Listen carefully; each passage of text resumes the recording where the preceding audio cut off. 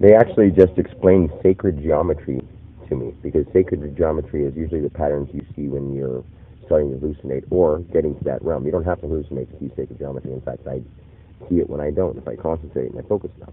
Sacred geometry is actually the way that the invisible entities that make that which is not in place become in place. That is the way they measure things, so that things are evenly rounded.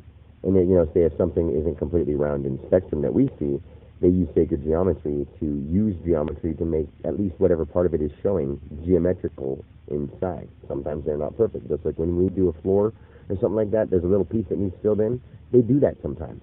There are weird things in our bodies that's why we end up with weird chromosomes or whatever, but we can actually fix those if we find where they are and believe we can fix them by eating the right foods that supply the right amount of energy, that we can focus that energy in that area. Say, your muscles are sore, you're about to work out. You think to yourself, before I work out, I'm going to tear my muscles down a little bit. When I get done, I'm going to eat a banana. And with that banana, I'm going to focus that energy into my muscles to repair them. And when you get the banana, you say, I'm going to eat you and put you into my muscles to repair them. Then before you focus the energy after you meditate or after you work out, you say to your muscles, receive this banana. I know it sounds silly, but you don't have to say any of it out loud. You can sort of just think that as the energies. After a while, you can just say, use the proper energies in the proper places. Thank you. And if you mean it from your heart and know that it'll happen, you don't have to, like, when you say, hey, Mike, you don't say it like, hey, Mike, like you're wondering, like you're not sure of it. Like, just say, use these for their proper use and dispose of what you can't use properly too. And they will, just because they will. They'll understand you because you're sure of it. You believe it. It just happens naturally. It goes along with the magnetics and all the different sacred geometry. It all works out.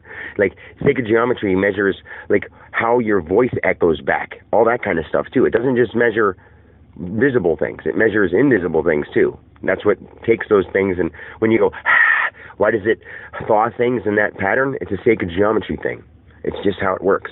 If you have a little gap in your teeth and you go, a little bit of that gap of your teeth unthaws it a little bit differently, and sacred geometry makes sure that that shows up accurately. That's how they can find fingerprints. That's how they can do whatever. Sacred geometry is a form of that coming into the real world. There's a realm of sacred geometry, and a lot of people have seen it, so they know what I mean. And all the creatures and entities there are sacred geometry shapes. They can turn into people shapes, but those people shapes are made out of sacred geometry shapes. It's pretty crazy. It's awesome.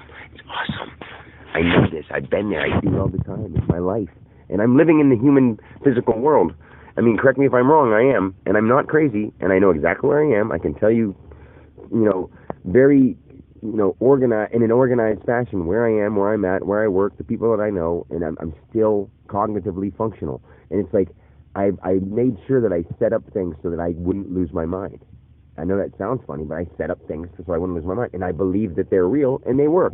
I mean, it's not saying that as life goes on, if people tell me to shut up and I go back to doing whatever, that I won't forget those blocks, and that I won't believe that I'm real, or all the stuff that I said was real. And I might be like, well, maybe I just had a period of time where I was whatever. Even just saying that, like, I got a jolt through my body, like, don't say stuff like that. That's negative to our vibration. I'm like, but I was joking. Like, still, don't say stuff like that. I'm like, oh, okay. If other people do, it has nothing to do with me because I'm blocking them.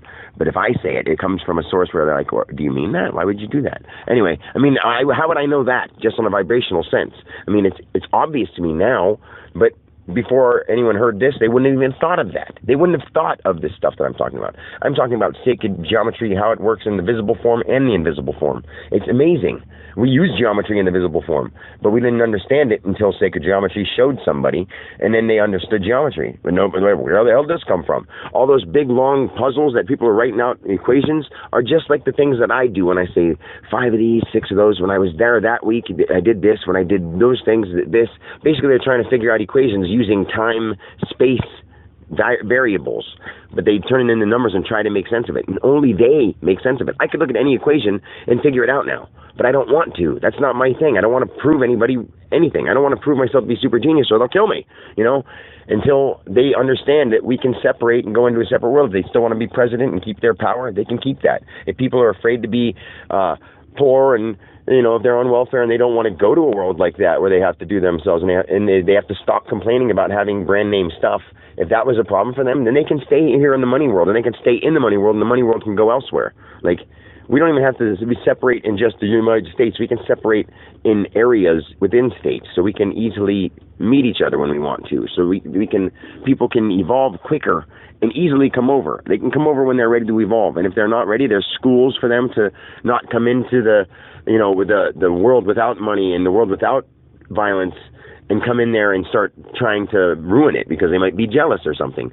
But there will be such an aura of people in that area, they won't even want to come there. It'll just somehow just hold them back like a negative magnet. I know it sounds silly, but it would happen that way. If we separated into two worlds, it would do that. I don't want to separate us into two worlds. I want to separate us into worlds where we both can live in harmony, and when they're ready, we can merge.